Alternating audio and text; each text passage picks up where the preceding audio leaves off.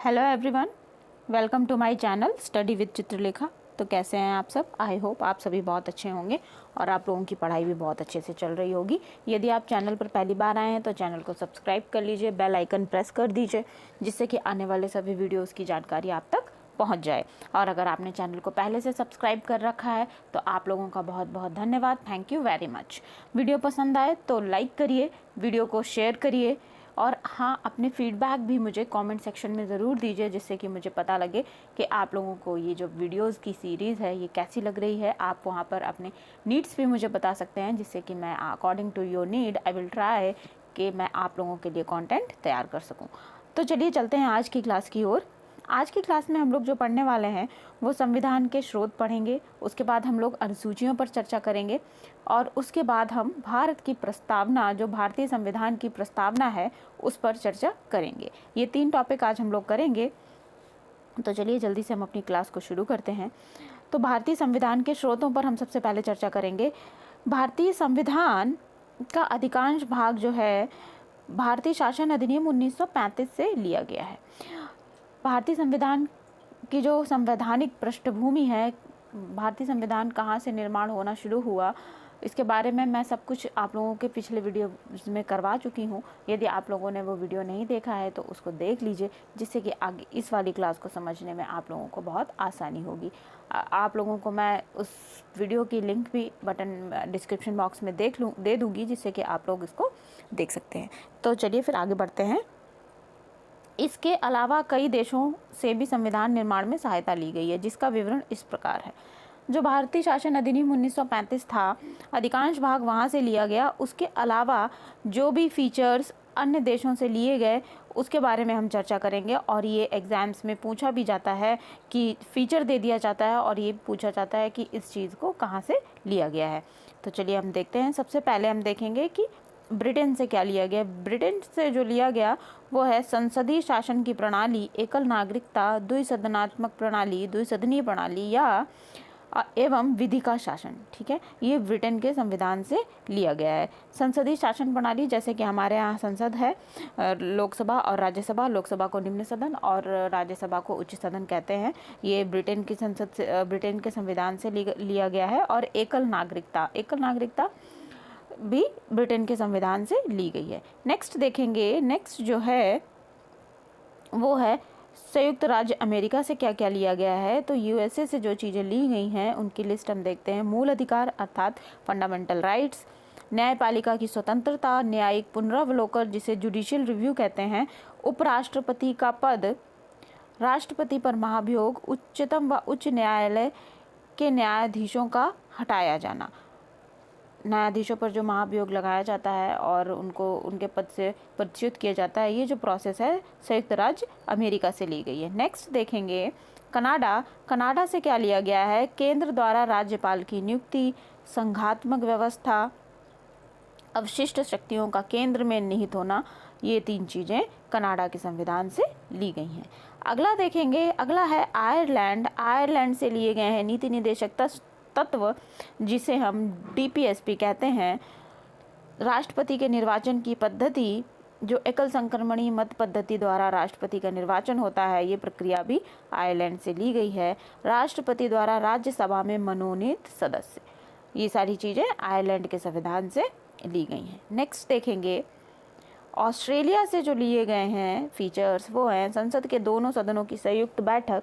संसद के दोनों सदनों की संयुक्त बैठक जो है वो राष्ट्रपति द्वारा आहूत की जाती है अनुच्छेद 143 के तहत।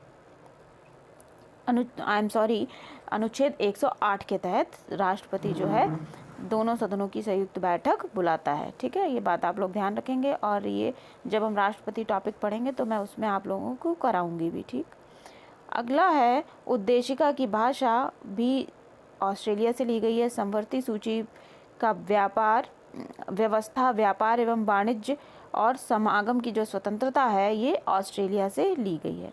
जर्मनी से क्या लिया गया है। आपातकाल के दौरान मूल अधिकारों का स्थगन हो जाता है, ये वाला जो फीचर है ये जर्मनी के संविधान से लिया गया है। सोवियत संघ से मूल कर्तव्य, न्याय में सामाजिक, आर्थिक और राजनीतिक तीनों प्रकार के न्यायिक आदर्शों को सोवियत संघ के संविधान से लिया गया है। दक्षिण अफ्रीका से क्या लिया गया है? दक्षिण अफ्रीका से जो लिया गया है वो है संविधान संशोधन की प्रक्रिया, राज्यसभा सदस्यों का निर्वाचन, और जापान से लिया गया है विधि द्वारा स्थापित प्रक्रिया। ये एक पॉइंट, ये नेक्स्ट पॉइंट है, आप लोग इसको अलग से कर लीजिएगा। जो विधि द्वारा स्थापित प्रक्रिया है ये जापान से ली गई है, ठीक है। और दक्षिण अफ्रीका से ये दो चीज़ें ही ली गई हैं, संविधान संशोधन की प्रक्रिया और राज्यसभा सदस्यों का निर्वाचन। जापान से लिया गया है विधि द्वारा स्थापित प्रक्रिया। ये टेबल में आप लोग अलग से बना लीजिएगा, मैं बनाए देती हूँ यहाँ पर। ये देखिए, ये यहाँ पे नोट कर लेते हैं हम लोग, या आप लोग अपने नोट्स में भी ऐड कर लीजिएगा। यहाँ पे जापान लिख लीजिएगा, मेरा ठीक से नहीं आ रहा है, आप लोग अपने नोट्स को अच्छे तरीके से लिखिएगा। तो यहाँ पे हम लिख लेंगे विधि द्वारा स्थापित प्रक्रिया, ठीक है, प्रक्रिया। ये विधि द्वारा स्थापित प्रक्रिया को जापान से लिया गया है। अगला है फ्रांस से। फ्रांस से क्या लिया गया है? फ्रांस से स्वतंत्रता, समता एवं बंधुता का जो आदर्श है ये फ्रांस से लिया गया है। इसके साथ साथ गणराज्य की जो अवधारणा है ये भी फ्रांस से ली गई है। तो ये थे साइलेंट फीचर्स जो हमने और देशों के संविधानों से लिए हैं। हमारे भारतीय संविधान में जो फीचर्स और देशों के संविधानों से ऐड किए गए हैं। तो ये इस प्रकार हमने फीचर्स देखे। अब हम आगे देखेंगे अनुसूचियाँ। जब मूलतः संविधान बना था संविधान सभा द्वारा और हमने इसे अंगीकृत किया था, तब अनुसूचियों की संख्या भारतीय संविधान में कुल 8 थी। ये बात हम लोग याद रखेंगे, एग्जाम में पूछा भी जाता है। अनुसूचियों की संख्या 8 थी, लेकिन वर्तमान में जो भारतीय संविधान में अनुसूचियां हैं उनकी संख्या 12 है, ठीक है। अब एक तरफ हम अनुसूची हैं, एक ये टेबल है, इसमें अनुसूची हैं और विषय हैं, ठीक है। अनुसूचियों से क्वेश्चन पूछे जाते हैं हमेशा एग्जाम्स में, ये इम्पॉर्टेंट है, आप लोग इसको अच्छे से पढ़िएगा। एक क्वेश्चन तो अनुसूची से ज़रूर से ही आता है। तो अनुसूची 1 में जो है संघ और राज्य क्षेत्रों के बारे में वर्णन किया गया है, ठीक है। भारत राज्यों का एक संघ है और राज्य क्षेत्रों के बारे में बताया गया है। अनुसूची 2 में जो बताया गया है वो राष्ट्रपति और अन्य उच्च अधिकारियों के वेतन एवं भत्तों के बारे में बताया गया है कि किसको कितनी सैलरी मिलेगी, ये बात अनुसूची 2 में बताई गई है। अनुसूची 3 में शपथ या प्रतिज्ञान के प्रारूप दिए गए हैं। जो भी जैसे हमारे यहाँ मंत्री जो होते हैं, प्रधानमंत्री और कैबिनेट मंत्री, ये सारे मंत्री होते हैं। उसके अलावा राज्यों में जो विधानसभा होती हैं उनके मंत्री और कैग और जो भी उच्च अधिकारी होते हैं, इनके सबके जो शपथ है इनके प्रारूप अनुसूची 3 में दिए गए हैं। लेकिन राष्ट्रपति और उपराष्ट्रपति के शपथ के प्रारूप अनुसूची 3 में नहीं दिए गए हैं। इनके राष्ट्रपति का जो प्रारूप है, शपथ का प्रारूप है, वो अनुच्छेद 63 में दिया गया है। इसी प्रकार से उपराष्ट्रपति का भी वहीं पर दिया गया है। इसके बारे में हम विस्तृत रूप से तब पढ़ेंगे जब हम राष्ट्रपति और उपराष्ट्रपति के टॉपिक पढ़ेंगे, ठीक है। नेक्स्ट अनुसूची है अनुसूची नंबर 4। राज्यसभा में सीटों का जो आवंटन किया गया है वो अनुसूची 4 में डिस्क्राइब किया गया है, ठीक। अनुसूची 5 में अनुसूचित क्षेत्र और अनुसूचित जनजातियों के प्रशासन के नियंत्रण के बारे में, ये नियंत्रण है, इसको रानी है, इसको ठीक कर लीजिएगा, नियंत्रण के बारे में बताया गया है, नियंत्रण के बारे में उपबंध किया गया है। अगली अनुसूची है अनुसूची 6। अनुसूची 6 में क्या बताया गया है? अनुसूची को हम इंग्लिश में शेड्यूल भी कहते हैं, ठीक है। पॉलिटी में इंग्लिश के टर्म्स भी याद रखना बहुत ज़रूरी है कि समटाइम्स ऐसा होता है कि हिंदी में हमें चीज़ें नहीं पता होती हैं या वो मिस ट्रांसलेट हो जाती हैं, तो इंग्लिश के टर्म्स भी मैं आप लोगों को साथ में बताते चलूँगी, तो आप लोग अपने नोट्स में उनको ऐड करते चलिएगा। अनुसूची को शेड्यूल कहा जाता है। तो 6 शेड्यूल में क्या कहा गया है? असम, त्रिपुरा, मेघालय और मिजोरम राज्यों के जनजातीय क्षेत्रों के प्रशासन के बारे में उपबंध किया गया है। नॉर्थ ईस्ट के 4 राज्य हैं। वैसे नॉर्थ ईस्ट में तो 5 सिस्टर्स हैं, लेकिन मणिपुर इस अनुसूची में नहीं है, मणिपुर यहाँ से बाहर है। तो असम, त्रिपुरा और मेघालय के जनजातीय क्षेत्रों के प्रशासन के बारे में जो उपबंध किया गया है वो अनुसूची 6 में किया गया है। अनुसूची 7 में संघ सूची, राज्य सूची और समवर्ती सूची, तीनों जो सूचियाँ हैं इनका ब्यौरा दिया गया है और केंद्र और राज्यों के मध्य बंटवारा भी यहीं पर किया गया है, ठीक है। यहाँ पे ये बंटवारा है, इसको आप लोग करेक्ट कर लीजिएगा, बंटवारा। अनुसूची 8 में भाषाएं दी गई हैं। भारतीय संविधान में अनुसूची 8 में भाषाएं दी गई हैं। अनुसूची 9 में कुछ अधिनियमों एवं और नियमों का विधिक मान्यकरण किया गया है। अनुसूची 9 को प्रथम संविधान संशोधन द्वारा जोड़ा गया था। अनुसूची 10 में दल परिवर्तन के आधार पर या दल बदल के आधार पर जो अयोग्यता हो जाती है उसके बारे में बताया गया है। और अनुसूची 11 में पंचायत के संबंध में उपबंध है और अनुसूची 12 में नगर पालिका के संबंध में प्रावधान किए गए हैं। तो अनुसूची 10, 11, 12, 9, 10, 11, 12 ये चारों अनुसूचियां संविधान संशोधन के द्वारा जोड़ी गई हैं। ये आप लोग ध्यान रखेंगे, ठीक है। अब मैं बता देती हूँ आप लोगों को ये कौन से संविधान संशोधन के द्वारा जोड़ी गई। ये इम्पॉर्टेंट यहाँ से है, जो पार्ट है यहाँ से टॉप क्वेश्चंस बनते हैं। ये इम्पॉर्टेंट, आप लोग इसको डाल लीजिएगा और यहाँ से क्वेश्चंस बनते हैं, ठीक। 9वीं अनुसूची प्रथम संविधान संशोधन 1951 के द्वारा जोड़ी गई, ठीक है।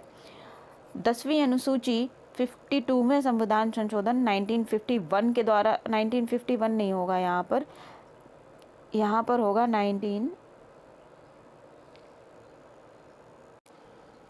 1985 होगा, ठीक है। ये 1952वां संविधान संशोधन जो था 1985 में हुआ था। इसके द्वारा 10वीं अनुसूची जोड़ी गई थी कि दल परिवर्तन के आधार पर जो राजनीतिक दलों के सदस्य होते थे उनकी सदस्यता को रद्द करने के लिए इसमें प्रावधान लाया गया था। और ये राजीव गांधी की सरकार जब थी उस समय ये संविधान संशोधन किया गया था। उसके बाद 11वीं अनुसूची जो है वो 73वें संविधान संशोधन के द्वारा जोड़ी गई और ये 1992 में जोड़ी गई, ठीक है। ये मिस टाइप्ड हो गया है, आप लोग इसको करेक्ट कर लीजिएगा।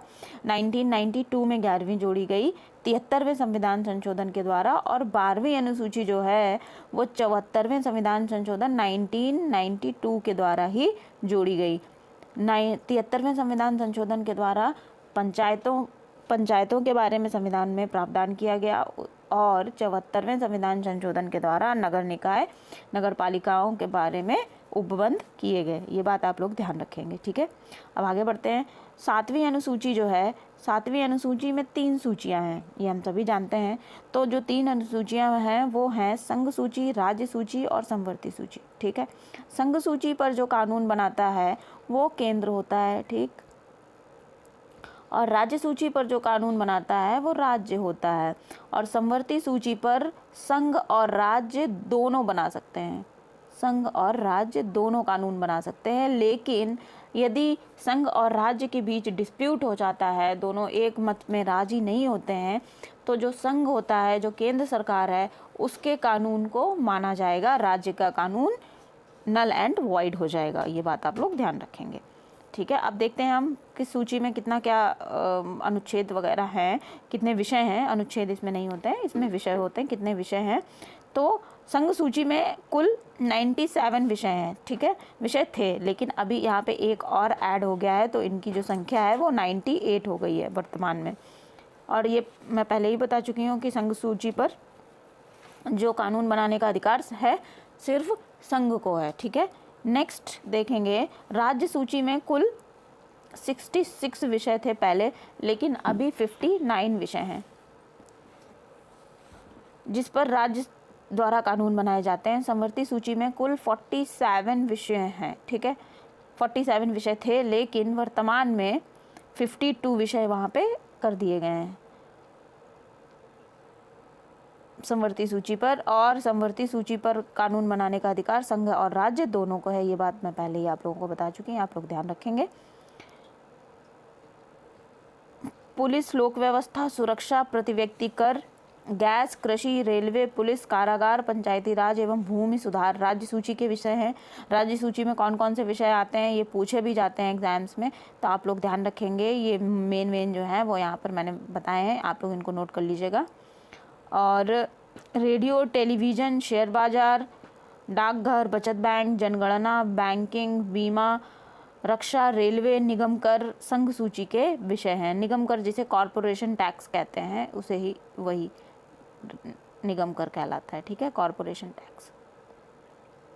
ये सारे जो हैं संघ सूची के विषय हैं। अब उसके बाद आता है समवर्ती सूची के विषय जो हैं, ये मेन विषय हैं, सारे विषय यहाँ पे नहीं दिए गए हैं, ज़्यादातर ये वाले तो कम से कम आपको याद ही रखने हैं। आर्थिक योजना, आपराधिक मामले, जनसंख्या नियंत्रण, परिवार नियोजन, शिक्षा, वन, दंड प्रक्रिया, विवाह, विवाह विच्छेद, तलाक जिसे बोलते हैं डिवोर्स, गोद लेना समवर्ती सूची के विषय हैं। मूल भारतीय संविधान की 8वीं अनुसूची में 14 भाषाओं का वर्णन था, लेकिन 21वें संविधान संशोधन 1967 के द्वारा सिंधी को और 71वें संविधान संशोधन 1992 के द्वारा कोंकणी, मणिपुर और नेपाली को जोड़ दिया गया। इनिशियली जो भाषाएं थीं वो केवल 14 भाषाएं थीं जब संविधान लिखा गया था, जब हमने संविधान को अंगीकृत किया था। उसके बाद 92वां संविधान संशोधन हुआ 2003 में, जिसके द्वारा बोडो, डोगरी, मैथिली और संथाली भाषाओं को जोड़ा गया। वर्तमान में 8वीं अनुसूची में कुल 22 भाषाओं का वर्णन है। ये बात आप लोग ध्यान रखेंगे, ये पूछा भी जाता है एग्जाम्स में। अब हम संविधान की प्रस्तावना की तरफ चलते हैं। तो संविधान की जो प्रस्तावना है, पिछली क्लास में हमने पढ़ा था, पंडित जवाहरलाल नेहरू द्वारा जो उद्देश्य प्रस्ताव पेश किया गया था उसको ही संविधान की प्रस्तावना बनाया गया। तो जो उद्देश्य प्रस्ताव उन्होंने पेश किया था, जो संविधान की प्रस्तावना है, एक बार हम उस पर नज़र डाल लेते हैं, उसकी रीडिंग करेंगे।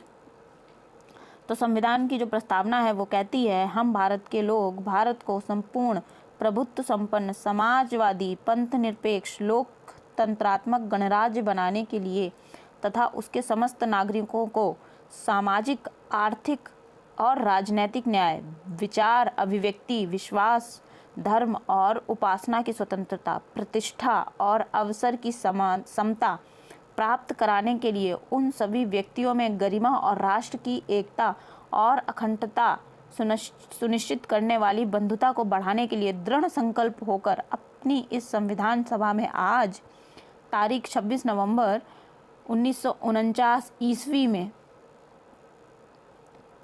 और ये मिति मार्गशीर्ष शुक्ल सप्तमी 2006 विक्रमी था, अर्थात जो हमारे यहाँ विक्रम संवत है जो सरकार के द्वारा फॉलो किया जाता है, उस डेट की बात कर रहा है, को एतद द्वारा इस संविधान को अंगीकृत, अधिनियमित और आत्मसमर्पित करते हैं।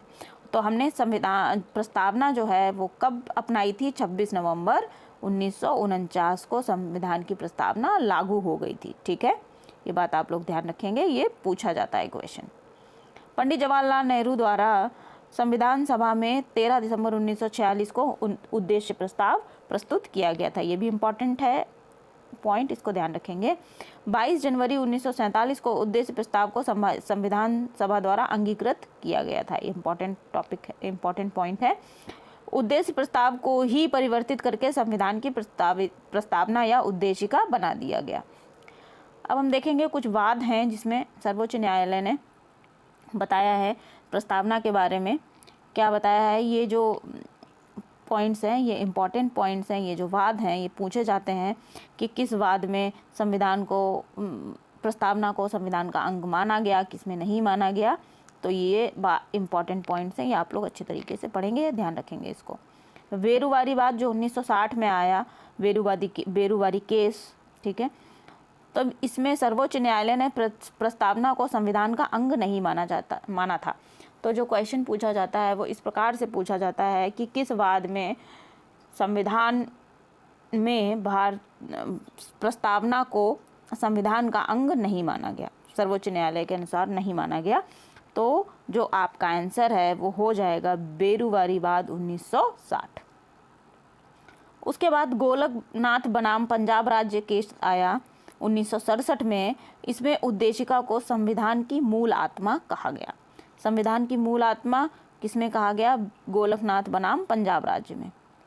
केशवानंद भारती, ये बहुत ही इम्पॉर्टेंट और पॉपुलर केस रहा। केशवानंद भारती एक उनका मठ था, उनकी जो ज़मीन है वो सरकार द्वारा अधिकृत कर ली गई थी। तो उस समय तब ये वाद आया जब उन्होंने सरकार के खिलाफ वाद दायर किया 1973 में। ये केरल में था मठ।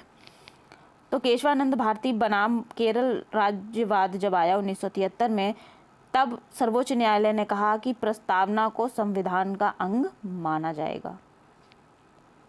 नेक्स्ट देखते हैं, नेक्स्ट था बम्बई बनाम यूनियन ऑफ इंडिया 1994 में उच्चतम न्यायालय ने यह अवधारणा पुनः स्पष्ट की कि उद्देशिका जो है संविधान का भाग है तथा पंथ निरपेक्षता जो है संविधान का मूल लक्षण है। 42वें संविधान संशोधन अधिनियम 1976 के द्वारा उद्देशिका में 3 शब्द जोड़े गए। ये बहुत इंपॉर्टेंट है, मोस्ट इंपॉर्टेंट लिख लीजिए, एग्जाम्स में कई बार क्वेश्चन पूछा गया है कि समाजवादी, पंथ निरपेक्ष और अखंडता किस संविधान संशोधन द्वारा जोड़े गए। तो ये 42वें संविधान संशोधन 1976 के द्वारा जोड़े गए, जिसे कि 42वें संविधान को मिनी कॉन्स्टिट्यूशन भी कहा जाता है। ये सबसे बड़ा संविधान संशोधन है, संविधान संशोधन अधिनियम है। ठीक है, नेक्स्ट पॉइंट देखेंगे। भारतीय संविधान की उद्देशिका अपने नागरिकों को 3 प्रकार का न्याय सुनिश्चित करती है। वो 3 प्रकार का जो न्याय है, सामाजिक, आर्थिक और राजनीतिक।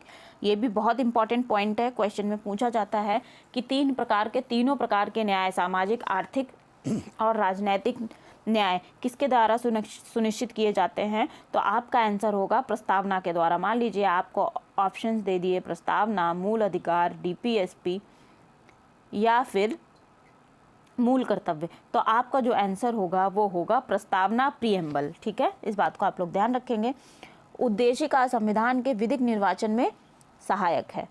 सर अल्लादी कृष्णादि स्वामी अयंगर के अनुसार उद्देशिका हमारे स्वप्नों और विचारों का प्रतिनिधित्व करती है।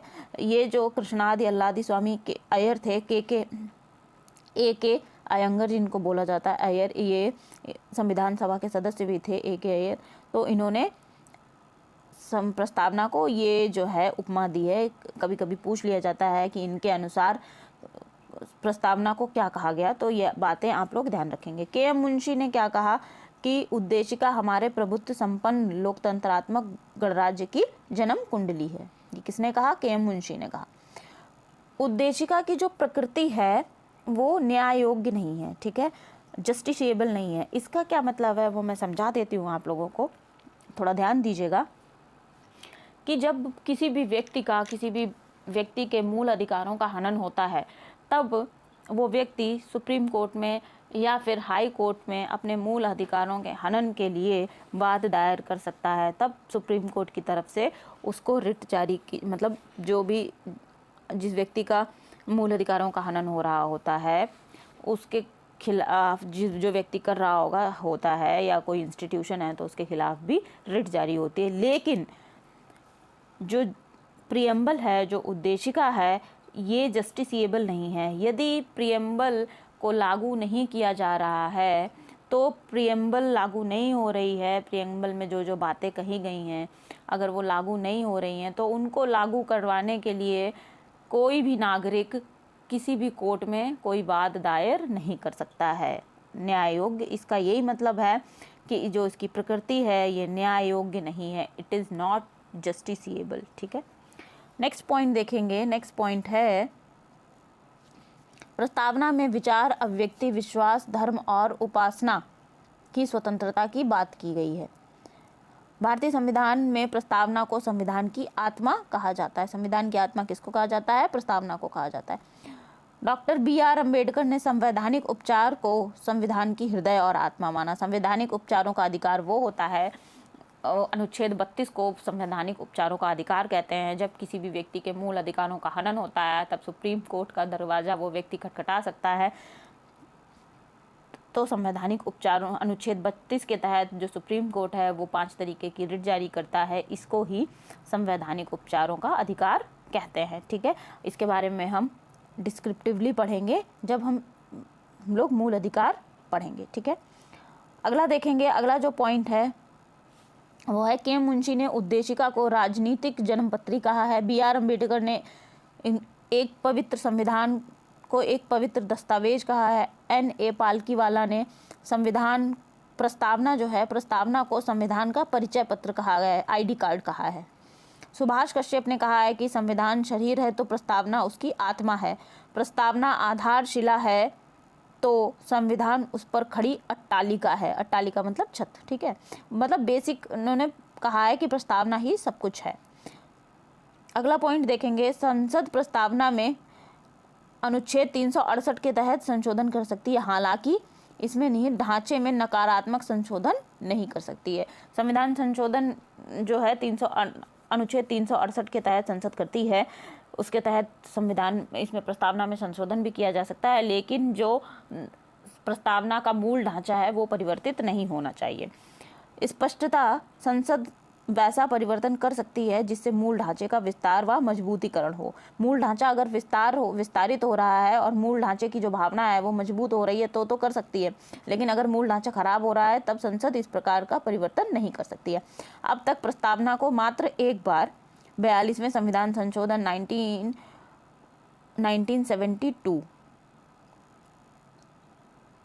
के द्वारा संशोधित किया गया है। ठीक है, अब तक केवल एक बार संशोधित किया गया है। यहाँ पे 6 कर लीजिएगा, मैं तो इट्स माय मिस्टेक। 1976 जो 42वां संविधान संशोधन था 1976 के द्वारा संशोधित हुआ था। ठीक है, ये 1972 नहीं है, 1976 है, ये बात आप लोग ध्यान रखेंगे। केवल एक बार संशोधन हुआ है अभी तक। नेक्स्ट देखेंगे, तो आज की क्लास में हम लोग इतना ही करने वाले हैं। अगली क्लास में मैं आप लोगों के लिए इसके आगे भारत के संघ और राज्य क्षेत्र लेकर के आऊँगी, जो कि संविधान का भाग 1 है। इसके तहत अनुच्छेद 1 से 4 तक के अनुच्छेद आते हैं, जिसमें भारतीय संघ और इसके राज्य क्षेत्रों का उल्लेख किया गया है। तो आगे की क्लास में हम लोग वो सारा कुछ उसके बारे में चर्चा करेंगे। आज की क्लास आप लोगों को कैसी लगी ये मुझे कमेंट सेक्शन में ज़रूर बताइएगा। और हाँ, चैनल को बिना सब्सक्राइब किए हुए मत जाइए। यदि आप लोगों ने पहले से सब्सक्राइब कर रखा है तो आप लोगों का बहुत बहुत धन्यवाद। Thank you so much. Video पसंद आए तो उसको लाइक करिए, शेयर करिए और कॉमेंट करके अपना फीडबैक मुझे ज़रूर दीजिए। ठीक है, तब तक के लिए खुश रहिए, मस्त रहिए और पढ़ते ज़रूर रहिए। Thank you so much. Thank you everyone.